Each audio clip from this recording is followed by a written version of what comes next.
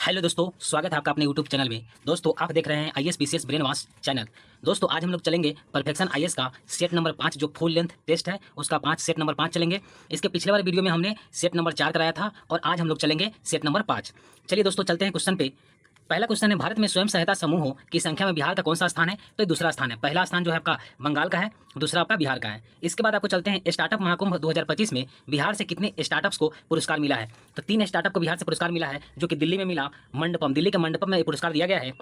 तीन कौन कौन से हैं? एक आई डेल्टा को मिला है, दूसरा भोजपट्टा एग्रीपेन्योर को मिला है, तीसरा लेडी फेयर ब्यूटी जो कि डायरेक्ट टू कनेक्टिविटी को जोड़ता है उसको दिया गया है। इसके बाद चलते हैं आगे। क्वेश्चन है ज्वाइंट सिटिंग के बारे में जानेंगे। ज्वाइंट सिटिंग यानी कि संयुक्त बैठक से संबंधित इसमें से आपको चुनना है सही कथन को।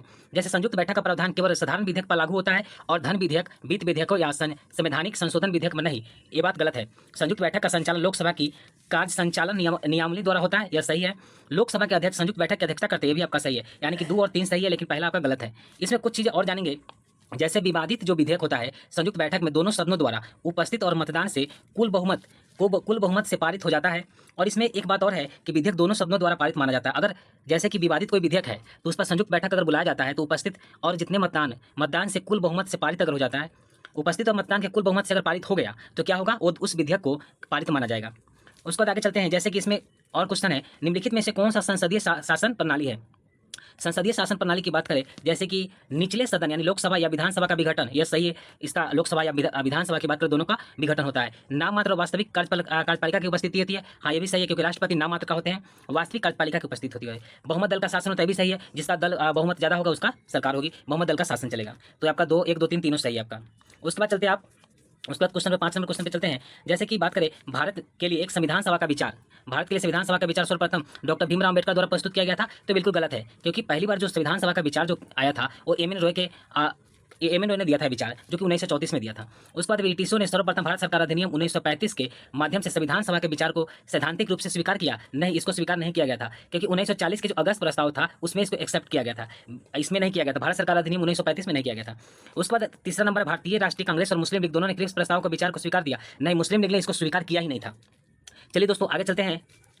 नेक्स्ट क्वेश्चन 6 नंबर है, निम्नलिखित में से कौन से निदेशक तथा भारतीय संविधान के भाग 4 के बाहर की बात करता है? तो अनुसूचित जाति और अनुसूचित जनजाति के दावे सार्वजनिक सेवाओं में, तो ये भाग 4 के बाहर के, क्योंकि भाग जो है ये आपका 16 में पड़ गया और ये आर्टिकल 335 में आता है। दूसरी बात करें भाषाई अल्पसंख्यक के बच्चों को मातृभाषा में शिक्षा जो है, ये भी आपका भाग आपका 17 में आ गया, जो कि 350 का आर्टिकल 350 का क्लोज ए में आता है। हिंदी भाषा के विकास की बात करें तो 351 का भाग आपका हो गया 17 में, भाग 17 में आ गया। उसके बाद इसमें सही हो जाएगा, आपको तीनों के तीनों सही हो जाएंगे, 1, 2, 3 इसमें सही हो जाएगा। उसके बाद चलते 7 नंबर क्वेश्चन, निम्नलिखित में से किस संवैधानिक संशोधन अधिनियम ने मतदान की आयु 21 वर्ष से घटाकर 18 वर्ष कर दिया? तो सबसे कम उम्र के जो प्रधानमंत्री थे वो राजीव गांधी जी थे। तो राजीव गांधी जी ने ही ये किया था, जो कि 61वां संविधान संशोधन अधिनियम 1988 में जो पारित हुआ था उसमें 21 वर्ष से घटाकर 18 वर्ष कर दिया गया। क्योंकि इससे याद रखने ट्रिक ऐसे कि राजीव गांधी का जो उम्र था 61 वर्ष था और इसी के कारण 61वां संविधान संशोधन 1988 में बना दिया। तो और युवा नेता थे तो उन्होंने क्या किया, मतदान की आयु 21 वर्ष से घटाकर उसको 18 वर्ष कर दिया था। नेक्स्ट चलते हैं नेक्स्ट क्वेश्चन पे आते हैं। उसका कहता है 91वें संशोधन अधिनियम 2003 से के संबंध में निम्नलिखित कथनों पर विचार करें। जैसे कि 91 अमेंडमेंट्स क्या कहता है इसने दल बदल विरोधी कानून को सशक्त बनाने का प्रावधान किए, सही है। इसने दल बदल करने वालों को सार्वजनिक पद धारण करने के रोकने का प्रावधान किए, भी सही है आपका। दोनों सही है। इसके अलावा इसमें कहा गया कि अगर पीएम सहित जो प्रधानमंत्री सहित मंत्रियों की जो संख्या होगी वो 15% से अधिक नहीं होनी चाहिए।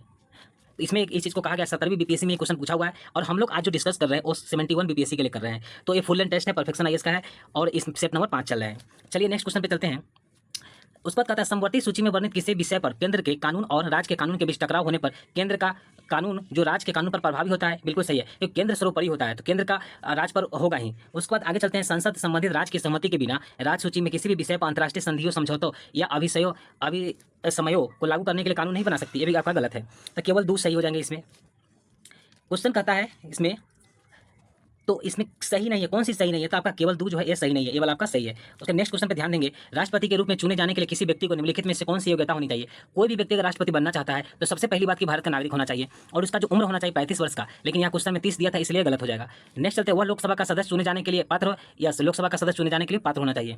केंद्र या किसी राज्य का मंत्री अपने कार्यकाल के दौरान राष्ट्रपति चुनाव में उम्मीदवार नहीं हो सकता, ये आपका गलत है। उम्मीदवार हो सकता है, क्योंकि कहा गया है कि लाभ के पद पर नहीं होना चाहिए। तो जो मंत्री हो गया ये सब आपका लाभ का पद नहीं है। इन चीज़ों को मंत्री को लाभ का, राज्य का जो मंत्री होता है उसे लाभ के पद में नहीं रखा गया है, इसलिए यह आराम से खड़ा हो सकते हैं, योग्यता है उनके पास। नेक्स्ट क्वेश्चन पे चलते हैं, निम्नलिखित में से किस मामले में राज्यसभा को लोकसभा के संबंध में विशेष अधिकार प्राप्त है? तो क्या प्राप्त है? उपराष्ट्रपति को हटाने के लिए प्रस्ताव की पहल कर सकता है आर्टिकल 67 के तहत। नेक्स्ट क्वेश्चन पे आते हैं, कहता है संविधान में संसद का सदस्य चुने जाने के लिए व्यक्ति हेतु कौन सी योग्यता निर्धारित की गई है? तो सबसे पहले योग्यता की बात करें तो चुनाव आयोग द्वारा अभिकृत जो व्यक्ति है के समक्ष शपथ या प्रतिज्ञा करनी और उस पर हस्ताक्षर करना चाहिए, ये आपका सही है। दूसरा कहता है उसकी आयु जो है 30 वर्ष से कम होनी चाहिए। राज्यसभा का अगर सदस्य बनता है तो उसकी आयु जो है 30 वर्ष होनी चाहिए और 30 वर्ष से अधिक नहीं होनी चाहिए। और लोकसभा का सदस्य बनता है तो 25 वर्ष होना चाहिए। 30 वर्ष से कम नहीं। राज्यसभा का अगर सदस्य बनता है तो 30 वर्ष से कम नहीं होना चाहिए, कम से कम 30 वर्ष होना ही चाहिए। अगर लोकसभा का सदस्य बनता है तो उसे 25 वर्ष से कम का आयु नहीं होना चाहिए, बल्कि 25 वर्ष से ऊपर आयु वाले इसमें लोकसभा का सदस्य बन सकते हैं और राज्यसभा में 30 वर्ष से ऊपर वाले बन सकते हैं। उसे किसी संसदीय निर्वाचन क्षेत्र का पंजीकृत मतदाता होना चाहिए, ऐसा कोई जरूरी नहीं है। तो आपका 1 और 2 सही है, 3 आपका गलत। कहता है उच्च न्यायालय के न्यायाधीशों की नियुक्ति से संबंधित संविधान का कौन सा अनुच्छेद है? तो जो उच्च न्यायालय हाईकोर्ट है, हाईकोर्ट के जो न्यायाधीश होते हैं उनको अगर नियुक्ति करना है तो आर्टिकल 217 के तहत कर सकते हैं। उसके बाद कहता है जुडिशियल रिव्यू की शक्ति मुख्य रूप से किस उद्देश्य से प्रयोग की जाती है? तो संविधान में संशोधन करने के लिए इसको प्रयोग की जाती है। नेक्स्ट क्वेश्चन है आपका, निम्नलिखित में से कौन सा सर्वोच्च न्यायालय द्वारा जारी किया जाने वाला रीट नहीं है? तो इसके जो सर्वोच्च सुप्रीम कोर्ट के द्वारा जो रीट जारी होता है उसमें रीट है आपका हैबियस कॉर्पस, सर्टियोरी, मैंडमस, प्रोहिबिशन और क्यो वारंटो, ये शामिल है सर्वोच्च न्यायालय जो रीट जारी करता है। लेकिन अरेस्ट वारंटो की बात करें तो अरेस्ट वारंटो या कोई भी ऐसी रीट नहीं है जो सुप्रीम कोर्ट जारी करती हो, तो आपका गलत हो जाएगा, ये गलत है आपका। उसके बाद बात करते हैं लोक अदालत किस अधिनियम के अंतर्गत कार्य करती है? तो लोक अदालतें हैं वो विधिक सेवा प्राधिकरण अधिनियम 1987 के अनुसार यह काम करती है। उसके बाद चलते भारत में पंचायती राज की शुरुआत सबसे पहले किस राज्य में हुई थी? तो भारत में पंचायती राज व्यवस्था की जो सबसे पहले जो शुरुआत हुई थी राजस्थान के नागौर जिला से हुई थी 2 अक्टूबर 1959 में, जो कि जवाहरलाल नेहरू के द्वारा और त्रिस्तरीय प्रणाली या पंचायती प्रणाली थी जिसको शुरू किया गया था। उसके बाद चलते हैं कौन सा अनुच्छेद पंचायत चुनावों के लिए राज्य निर्वाचन आयोग का प्रावधान करता है? तो जो राज्य निर्वाचन आयोग है उसका प्रावधान करता है आर्टिकल 243 का क्लोज के। उसके बाद कहता है ग्राम सभा में कौन सम्मिलित होते हैं? तो जो ग्राम सभा है उसमें सम्मिलित होता है ग्राम पंचायत के सभी जितने पंजीकृत मतदाता है वो सभी सम्मिलित होते हैं, क्योंकि ग्राम सभा जो बनती है, ग्राम सभा में जितने भी पंजीकृत मतदाता उन लोगों से मिलाकर बनती है ग्राम सभा। तो ग्राम पंचायत के जितने भी लोग हैं पंजीकृत मतदाता वो मिलकर आपको ग्राम सभा का निर्माण करते हैं। चलिए नेक्स्ट पर आते हैं, इसमें प्लेट टेक्टोनिक के बारे में बात करता है। विवर्तनिक प्लेटों के बारे में निम्नलिखित कथनों पर विचार करिए। जैसे कहता है महाद्वीपीय प्लेट महासागरीय प्लेटों की तुलना में भारी होता है, नहीं ये गलत है, उल्टा दे दिया है। तो कहे यानी कि इसका जो महाद्वीपीय प्लेट का द्रव्यमान और घनत्व महासागरीय प्लेट से अधिक होता है, ये आपका क्वेश्चन आपका गलत है। दूसरा बात करते हैं महाद्वीपीय और महासागरीय प्लेटों के अभिसरण के दौरान महाद्वीपीय प्लेट का धसाव होता है, नहीं महाद्वीपीय प्लेट का धसाव नहीं होता बल्कि महासागरीय, क्योंकि महासागरीय जो प्लेट होता है उसका धसाव होता है, महाद्वीपीय प्लेट का धसाव नहीं होता है। एक बात और जानेंगे, जो महासागरीय प्लेट है महाद्वीपीय प्लेट की तुलना में अधिक भारी होता है। यानी कहने का तात्पर्य यह है कि महासागरीय जो प्लेट है उसका जो है महाद्वीपीय प्लेट्स की अपेक्षा काफ़ी भारी होता है। उसका चलते हैं क्वेश्चन पे अगले, कहता महाद्वीपीय प्लेट और महासागरीय प्लेट के अभिसरण के दौरान जो फोल्ट माउंटेन का निर्माण होता है लेकिन ज्वालामुखी विस्फोट नहीं होता, ये गलत है आपका। इसमें क्या होता है, जब महाद्वीपीय प्लेट और महासागरीय प्लेट के जब अभिसरण होता है तो उसमें फोल्ट माउंटेन का निर्माण होता है, लेकिन इसमें कहता है ज्वालामुखी विस्फोट नहीं होता, ये गलत है आपका। यानी कि इसमें ज्वालामुखी विस्फोट होता है और साथ ही साथ भूकंप भी होता है इसमें। दूसरा ऑप्शन जानते हैं, 2 महाद्वीपीय प्लेटों के अभिसरण के दौरान केवल ज्वालामुखी विस्फोट होता है, नहीं 2 महाद्वीपीय प्लेट के अभिसरण के दौरान इसमें क्या होता है, ज्वालामुखी नहीं बल्कि भ्रंश पर्वत बनते हैं और भूकंप आते हैं, ये 2 चीज़ होते हैं, भ्रंश पर्वत बनेंगे भूकंप आएंगे। नेक्स्ट क्वेश्चन पर चलते हैं, भारत की भूवैज्ञानिक संरचना के संबंध में निम्नलिखित कथन विचार करें।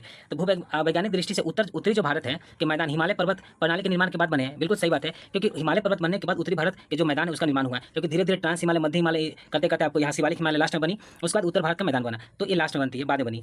हिमालय पर्वत प्रणाली का निर्माण तृतीय काल में हुआ, जबकि उत्तरी भारत के मैदान का निर्माण चतुर्थ काल में हुआ, यानी कि सही बात है, ये आपका सही है।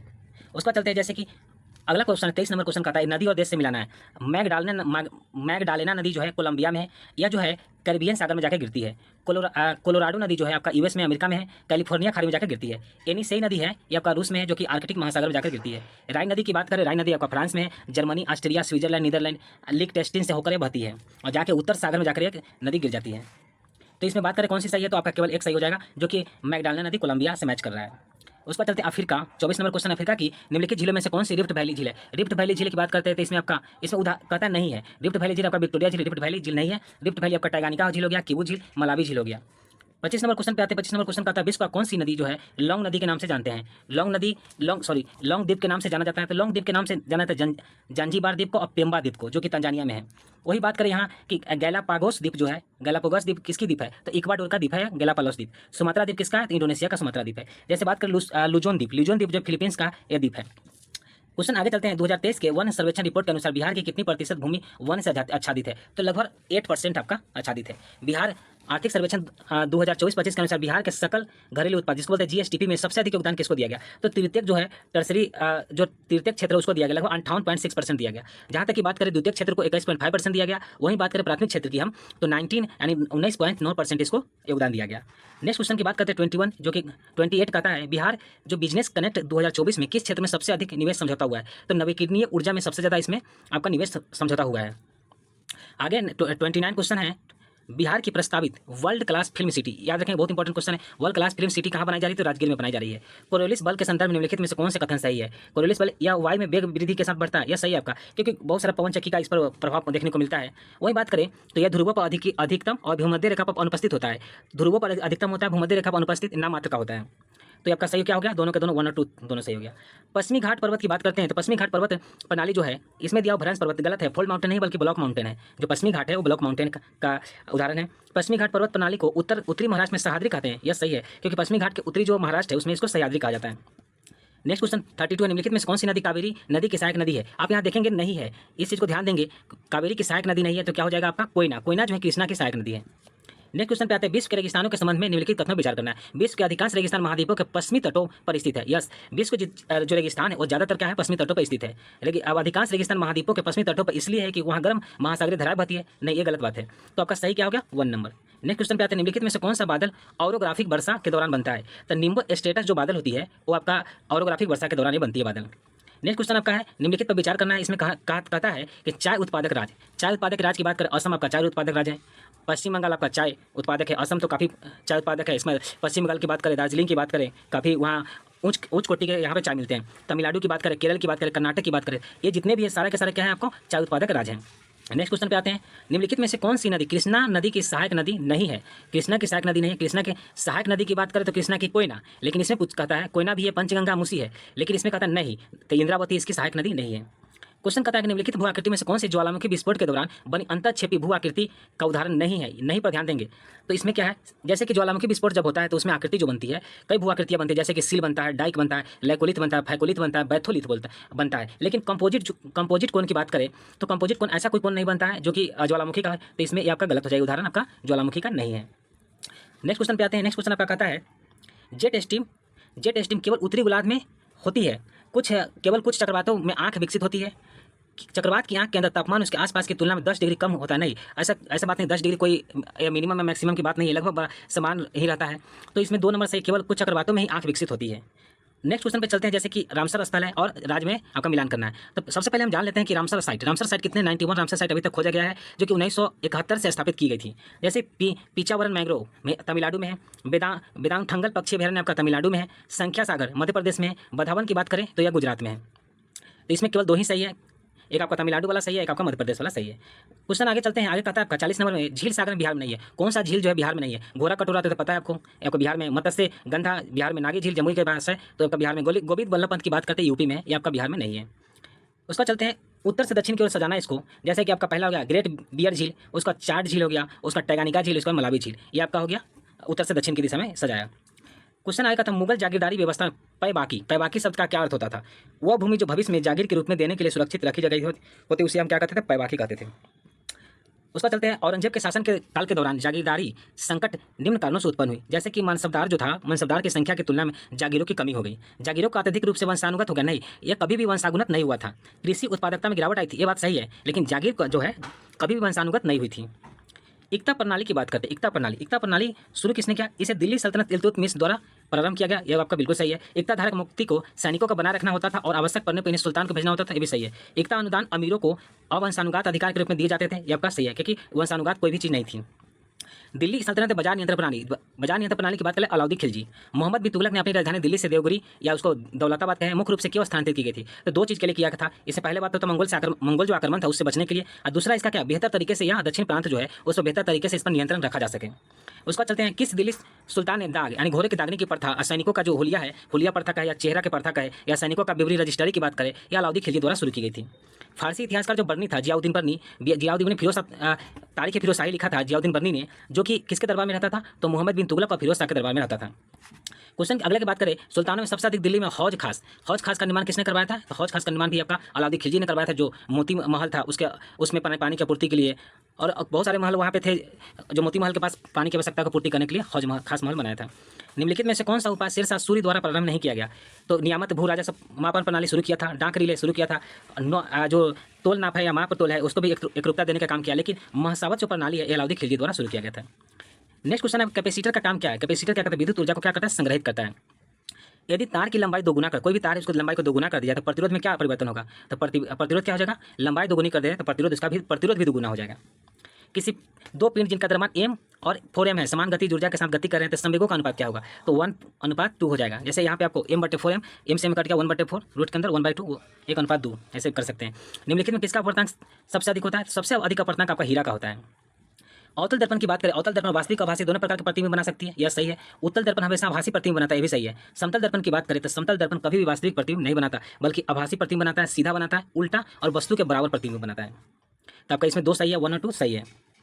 नेक्स्ट क्वेश्चन की बात करते हैं। नेक्स्ट क्वेश्चन आपका पोटेंशियोमीटर की बात करें, आपका इसका हो जाएगा विद्युत वाहक बल ईएमएफ का मापन करता है। उसका गैल्वेनोमीटर की बात करें, बहुत छोटे विद्युत धारा का माप पता करता है। हाइग्रोमीटर से आदेता ह्यूमिडिटी का मापन करता है। वोल्टामीटर की बात करें, इलेक्ट्रोलाइटिक, इसमें आवेश को करता है, विद्युत आवेश को करता है, क्रिया का मापन करता है। उस पर कहता है कथन 1, शुद्ध जल विद्युत का खराब चालक होता है। शुद्ध जल जो वर्षा का जल होता है, शुद्ध जल होता है, विद्युत का खराब चालक होता है, बात सही है। शुद्ध जल में मुक्त आयन नहीं होता है, ये भी सही है, क्योंकि शुद्ध जल में करंट पास नहीं होता है, कोई भी इसमें विद्युत पास नहीं होता है। तो आप जानेंगे कि शुद्ध जल विद्युत का खराब चालक होता है और मुक्त आयन नहीं होते हैं। ए और आर दोनों सही है, ए आर की सही व्याख्या करता है। प्लास्टर ऑफ पेरिस का सूत्र होता है CaSO4 into 1/2H2O। अब याद ऐसे रखेंगे, प्लास्टर ऑफ पेरिस और जिप्सम में हमेशा दिक्कत होता है, तो याद रखेंगे जब भी हाथ किसी का टूटता है तो क्या लगेगा? प्लास्टर ऑफ पेरिस, तो आधा हो जाता है हाथ, यानी कि 1/2H2O, ये आपका प्लास्टर ऑफ पेरिस हो जाएगा। खारे पानी का विद्युत अपघटन देने का क्या प्राप्त होता है? अगर खारे पानी का विद्युत अपघटन देने पर प्राप्त होता है, क्लोरीन प्राप्त होता है, साथ साथ हाइड्रोजन प्राप्त होता है। निम्नलिखित में सबसे प्रबल अम्ल की बात करें, सबसे प्रबल अम्ल है आपका हाइड्रोजन हाइलाइट्स, HI। संयोजन अभिक्रिया की बात करते हैं, संयोजन मतलब होता है जोड़ना, दो चीज़ों को जोड़ दिया तीसरा प्राप्त हुआ, उसी को हम बोलेंगे संयोजन अभिक्रिया। जैसे H2 + O2 को जोड़ दिए तो H2O बन गया, तो आपका संयोजन अभिक्रिया हो गया। उसके बाद बात करते हैं सल्फ्यूरिक अम्ल का बैटरी में डालते हैं तो इसे बैटरी अम्ल बोलते हैं। नाइट्रिक अम्ल आपका हो गया उर्वरक और विस्फोटक बनाने में, खतरनाक चीज़ों विस्फोटक जितने बम बारूद बनाने में नाइट्रिक अम्ल का प्रयोग करते हैं। उसके बाद बात करें आपका हाइड्रोक्लोरिक अम्ल, पेट में भी होता है हाइड्रोक्लोरिक अम्ल। उसका धातुओं की सफाई करने में भी आपका प्रयोग इसका होता है। एसिटिक अम्ल की बात करें, भोजन में प्रयोग हम लोग करते हैं एसिटिक अम्ल का। आगे क्वेश्चन पे चलते हैं, अम्लीय वर्षा संगमरमर की इमारतों के लिए हानिकारक है, बिल्कुल सही है, क्योंकि आज ताजमहल का रंग फीका पड़ते जा रहा है, खराब होते जा रहा है, क्योंकि अम्लीय वर्षा जो है संगमरमर के साथ क्या कर लेता है? ये रिएक्शन भी कर लेता है, तो यह संगमरमर को खराब कर देता है। अम्लीय वर्षा संगमरमर पाए जाने वाले कैल्शियम कार्बोनेट के साथ अभिक्रिया कर लेती है, हाँ सही है। उसको कहता है मानव पाचन तंत्र में स्टार्च को माल्टेज में तोड़ने के लिए कौन सा एंजाइम जिम्मेदार है? जो स्टार्च को माल्टेज में जो तोड़ता है वो आपका है एमाइलेज। माल्टेज क्या करता है? माल्टेज आपका माल्टोज को ग्लूकोज में तोड़ता है। लैक्टेज क्या करता है? लैक्टोज को ग्लूकोज में तोड़ता है। पेप्सिन की बात करें, ये प्रोटीन को पचाता है। उसके बाद आपका मानव शरीर की सबसे छोटी हड्डी कौन सी है? तो इसमें आपका जैसे कि मेलिया, फीमर बहुत बड़ी हड्डी है, टिबिया भी रेडियस है, तो ये नहीं होगा। जो मेलियस है, जैसे कि आपका मेलियस हो गया, उसके बाद आपका इनकस हो गया, स्टेपिज हो गया, कान की हड्डी है, तो कान की हड्डी में अगर स्टेपिज रहता तो स्टेपिज आंसर सही होता है, लेकिन यहाँ मेलिकस दिया हुआ था, मेलिकस इसका आंसर सही होगा। जल जनित रोग का एक उदाहरण क्या है? टाइफाइड से क्या होता है? एक जल जनित रोग है कि जल से फैलता है, गंदे जलों से।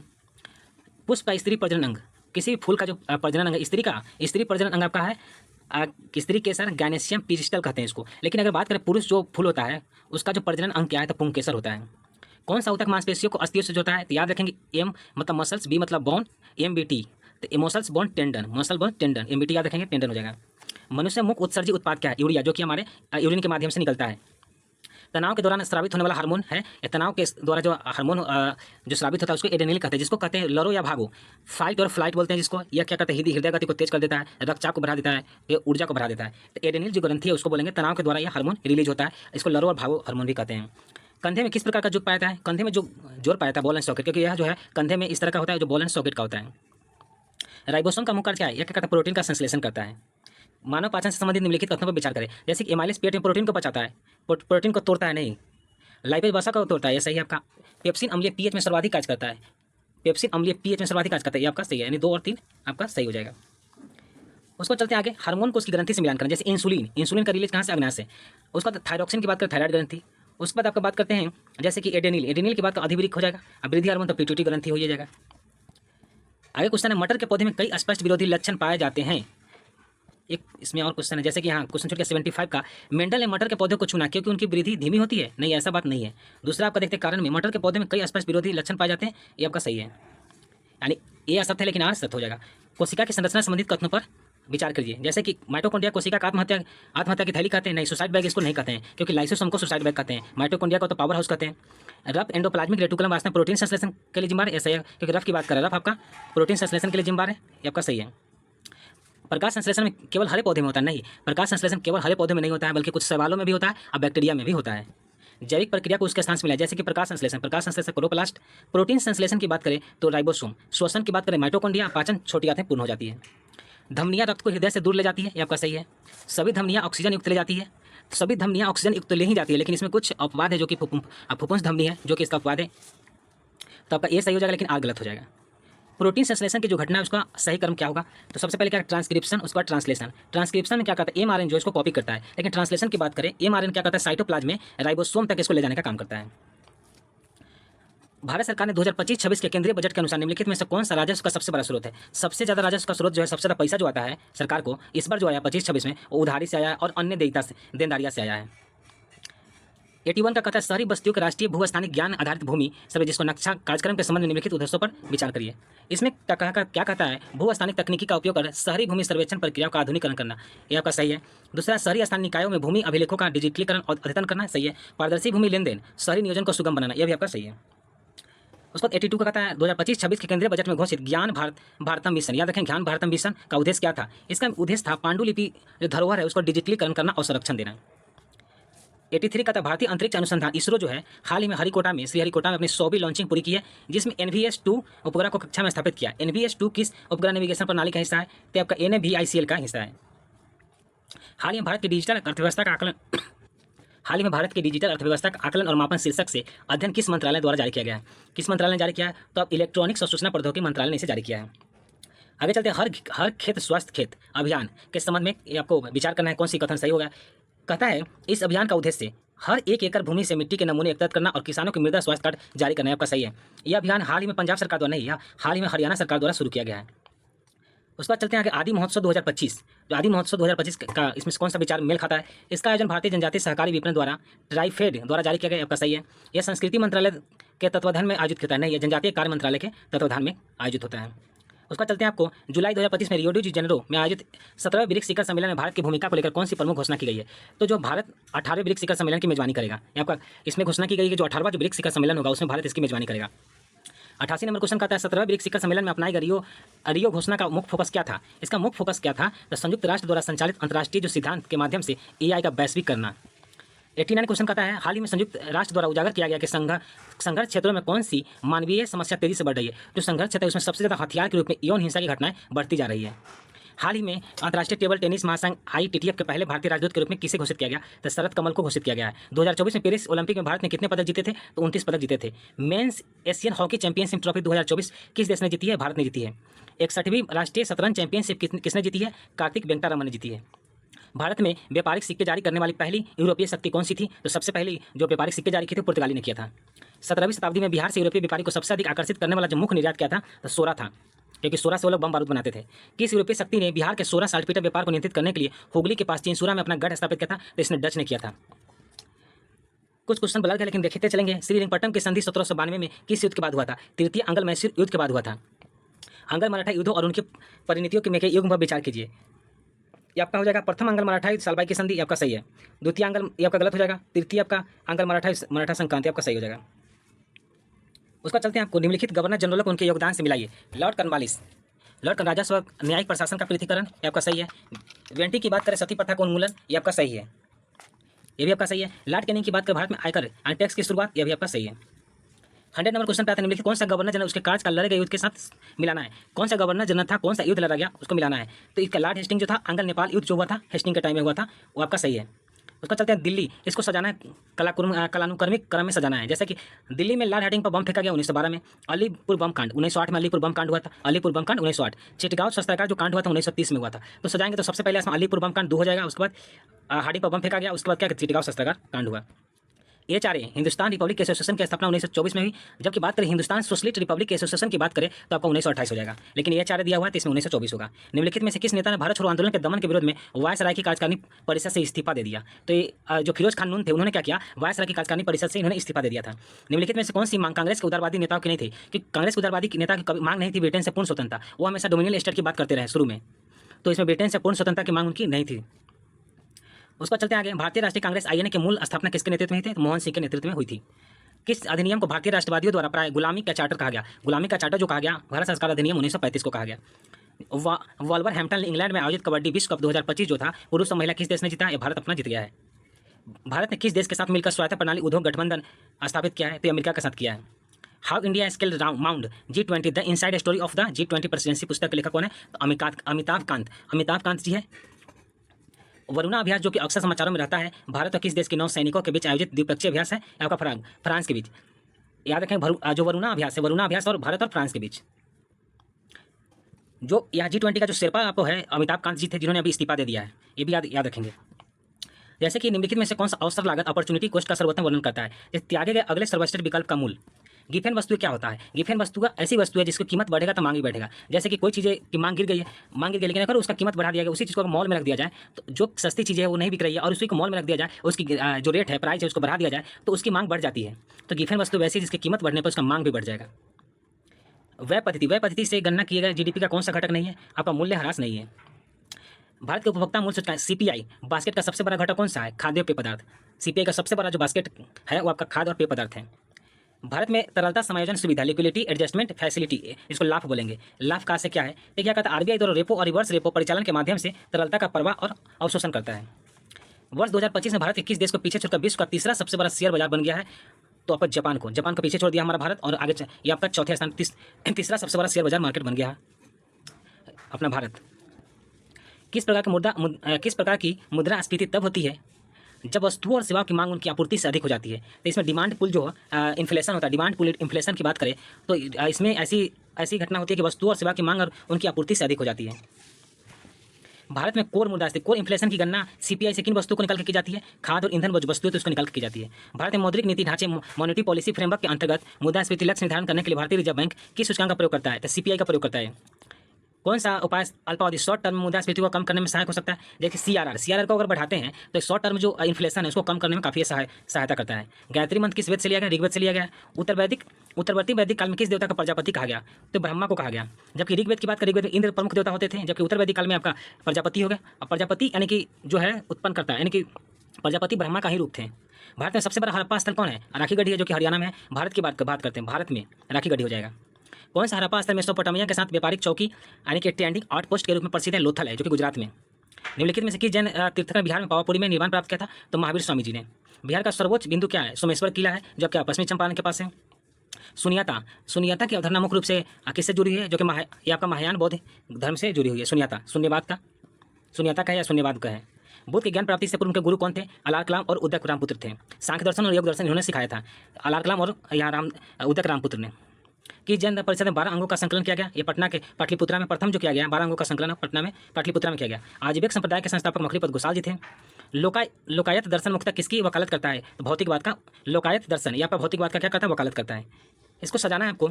सबसे पहले देखें पार्श्वनाथ का महावीर का मखलीपत गोसाल, पहले पार्श्वनाथ हो जाएंगे, फिर मखलीपत गोसाल, फिर आपका हो बुद्ध, फिर महावीर। आपको इसमें सजाने के लिए सबसे अच्छा जो ट्रिक है आपका है, सबसे पहले महावीर के बाद क्या होंगे? बुद्ध के बाद महावीर हो जाएंगे। तो बुद्ध आपका 4, उसके बाद आपका 3 नंबर महावीर, इससे पकड़ सकते हैं।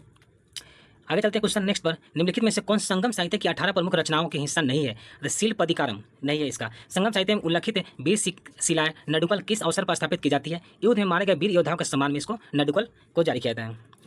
कौन सा उत्तर संगम महाकाटे कोवलन और कनक्की की कथा का वर्णन करता है? तो शिल्पदिकारम। बिहार का कौन सा जिला पाइराइट्स का भंडार करता है? रोहतास के आमझोर जो है पाइराइट का भंडार है। बिहार में एस्बेस्टस जो पाया जाता है आपका मुंगेर में पाया जाता है, गया में और जमुई में पाया जाता है, क्योंकि जो एस्बेस्टस है वो आपका अभ्रक शिला के साथ ही यह मिलता है। ताना भगत आंदोलन 1914 से 20 किस जनजाति से संबंधित था? उराव जनजाति से संबंधित। ताना भगत का था जतरा भगत ताना भगत। बिहार की खरवार जनजाति मुख्यतः किस जिले में पाई जाती है? रोहतास जिला में।